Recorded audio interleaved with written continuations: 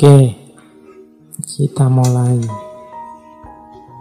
membahas pemimpin yang ideal, membahas karakter seorang pemimpin idaman. Ini masuk kalau dalam filsafatnya Aristoteles menjadi bagian dari konsep etikanya.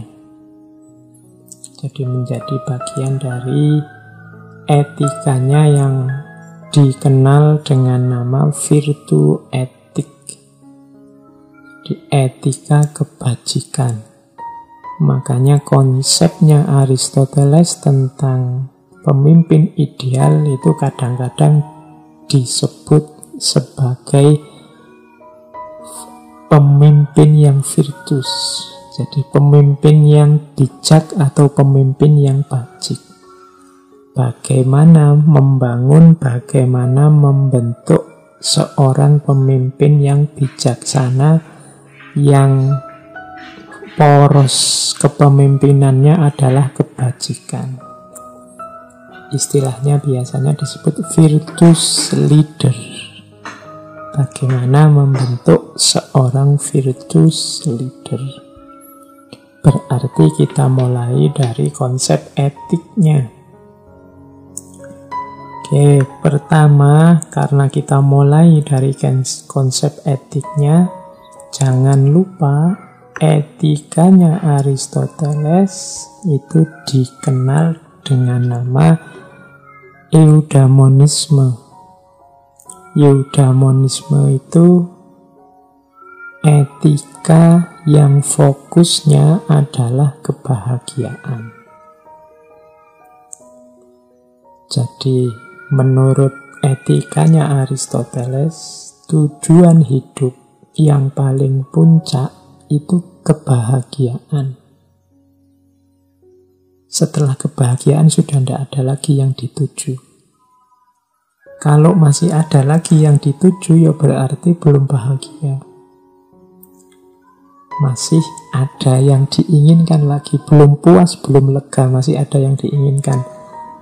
Jadi orang yang sudah bahagia itu berarti orang yang sudah tidak ingin apa-apa lagi. Sudah nyaman, sudah lega dengan terpenuhinya keinginannya. Maka sebenarnya puncak hidup dan tujuan hidup manusia, katanya Aristoteles, itu ya kebahagiaan. Jadi yang pertama, kebahagiaan adalah puncaknya hidup. Tujuannya hidup. Kenapa disebut puncak? Karena setelah bahagia biasanya orang sudah tidak ingin apa-apa lagi. Saya sudah bahagia, Pak, tapi saya masih punya target ini, itu. Oh, kalau versinya Aristoteles berarti ya belum. Kamu belum bahagia, masih banyak yang diinginkan. Orang bahagia itu sudah tidak perlu apa-apa lagi, sudah puas. Oke. Itu yang pertama. Yang kedua, karena kebahagiaan itu adalah puncaknya, finalnya, maka bahagia itu harusnya bernilai dalam dirinya sendiri.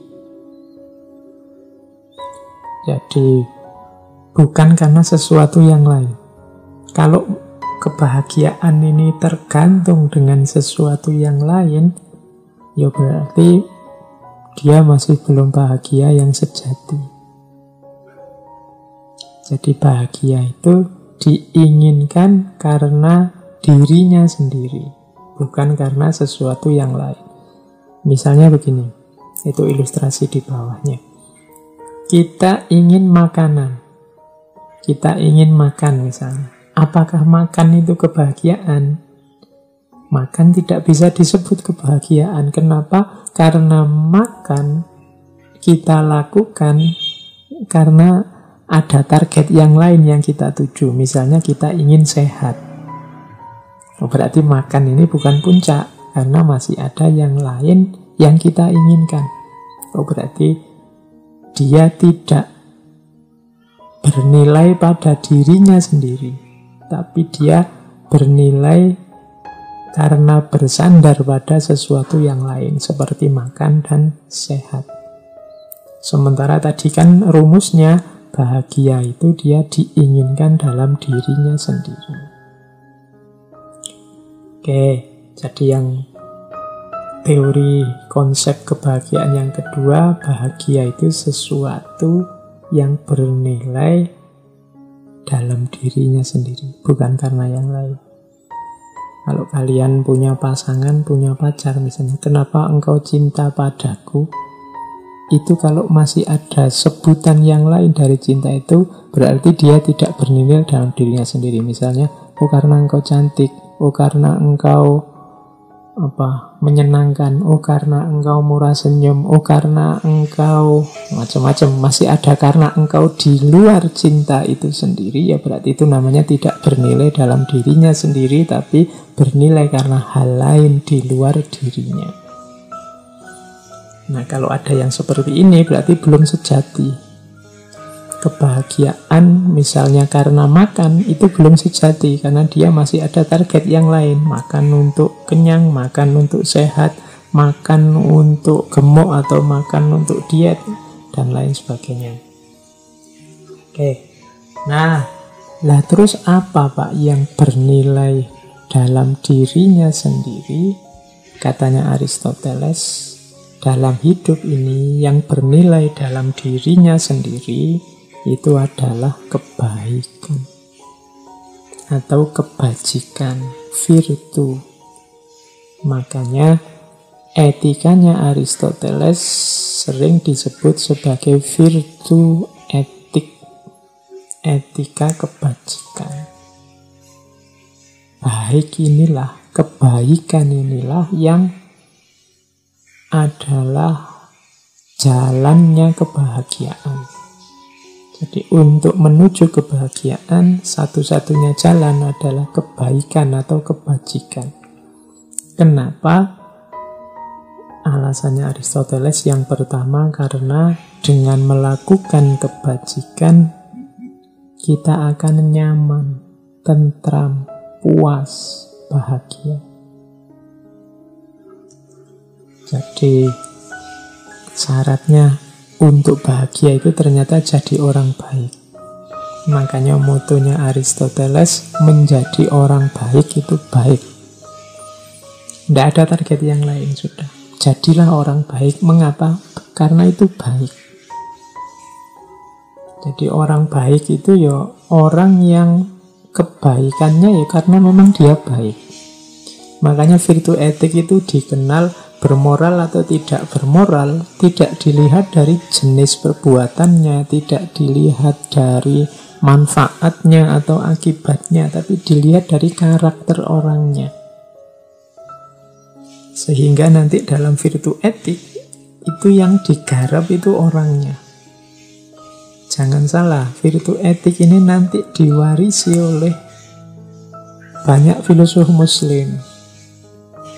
Jadi termasuk dulu kita pernah belajar Ibnu Miskaweh, kita pernah belajar Imam Ghazali. Ini cara berpikirnya virtu etik, etika kebajikan, yang fokusnya pada membentuk karakter.